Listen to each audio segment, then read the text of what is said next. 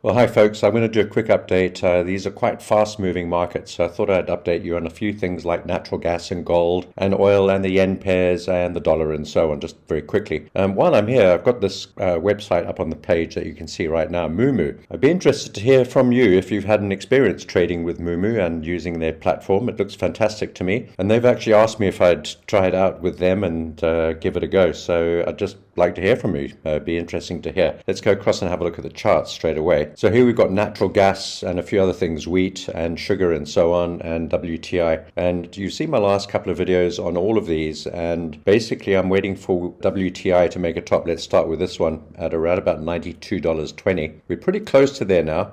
And we've edged a little higher again today, so there's no sign of a top forming just yet. This level at 92.30 or 92.20 is a pretty key level. If I zoom out, you can see its previous sort of a twin peak double top over here, and support going back quite a long time, all the way back into 2022. But it's a pretty key level, and even if it's not sort of a medium to long-term top, we'll probably find some rejection there, or perhaps just a little poke through there, which I think could take us to 92.5 to 93, maybe even 94. If we fail to hold below that level, the next level is at 97. And as I said in my previous video, if we get to 97 on WTI, we'll be at $100 a barrel on Brent crude. So that's another very key level. We could actually get there. So be very careful of shorting this at the moment, but there may be an opportunity coming up to short oil at some stage in the coming days and weeks ahead. Now, natural gas, we surged up beautifully yesterday after this double bottom spike low yesterday on this 4-hour chart, and we just held up there back into this pink zone and the gap area which was formed on the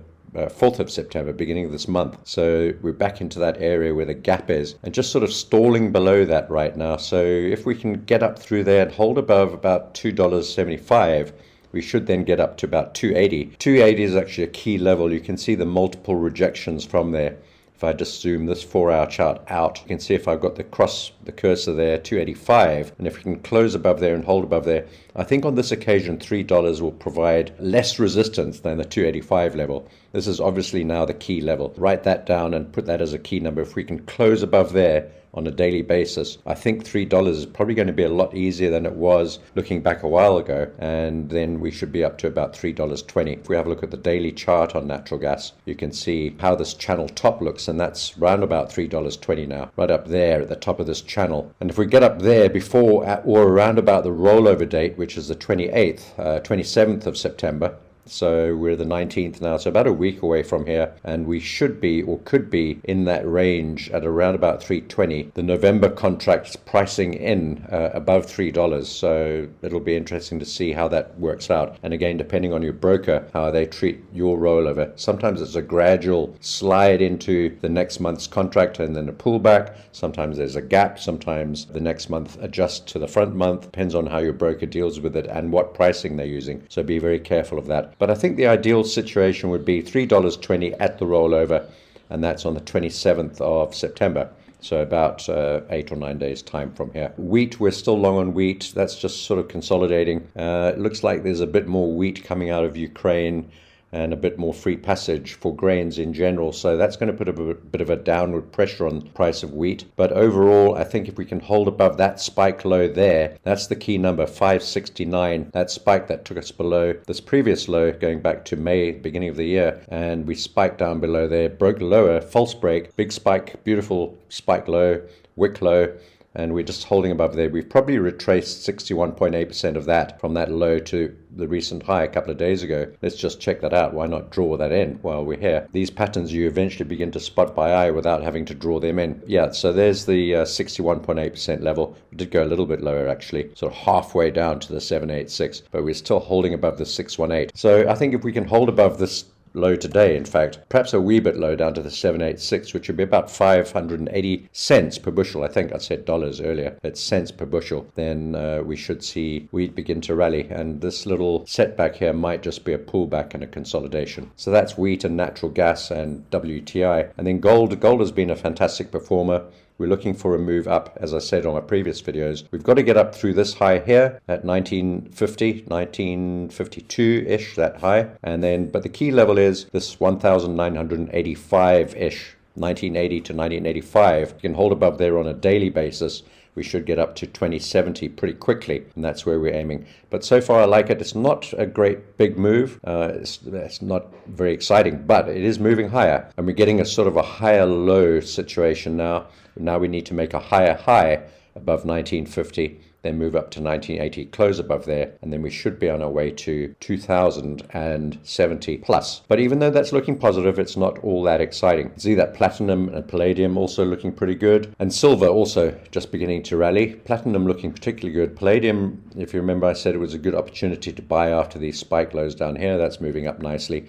And then uranium, we went short yesterday, but we didn't see any sort of impetus move downwards from this rejection from the spike high, and we closed our shorts at break even. I think we might even have to blow out a little bit higher. We could even get all the way up to $30 before we get some retracement or pullback. Perhaps $28.50, somewhere around there, before a pullback back into this channel. So that's uranium. There's so much hype and sort of FOMO, and retailers are piling into uranium. So I think we might probably see a little bit higher first, but it should be a bit of a blowout top. I'd like to see a pullback all the way back into this channel to look to build a more solid platform for uranium moving higher. And I think we'll leave it at that for now. We've talked about most of the commodities. Let's leave it at commodities. I'll talk about one more thing without covering stocks in general, but I want to look at Nvidia, which we bought yesterday. We actually bought NASDAQ as well. And Nvidia we bought right at the bottom here at $425. We're now trading at $440, $442. Actually in pre-market. So that's moved up quite dramatically. For me, this is a hedge position. Overall, my idea is short. I want to see us move down on Nvidia, down into this big pink gap down here. That's the earnings gap going back to May this year. And I think we could get to the bottom of the gap, which would be about $300. But for now, I think we're going to be trading within this channel for some time to come, especially if we see the dollar begin to weaken and stocks begin to rally in general, and take along with that commodities and a few other things, and also the major currencies against the US dollar. This week's full of interest rate announcements, and we've got the US, we've got Britain, and we've got Japan coming up. So it's going to be a big one. And that's going to affect the way the dollar trades, of course. And along with the dollar, it's going to affect the way we see the markets move, the stock markets and commodities like natural gas, oil, gold, uranium, platinum, palladium, etc., wheat even. So it's going to be a very interesting week, all the way up until the end of the week when we get the Bank of Japan. I wonder if they're going to raise by 0.1 or 0.2%. Who knows? We'll have to wait and find out. So just in closing, and just to remind you, if you've used Moomoo as a platform before, I'd be very interested to hear your insights on that. They've contacted me to let me know more about their platform and whether I'd be interested in using it. So I think the best insight might come from some of my followers on YouTube and on X. So if you've got experience with Moomoo, let me know in the comments. I'd be really interested to find out. And if you've enjoyed this video, I'd appreciate a thumbs up. And if you're not subscribed to this channel, that would be great too. Take care.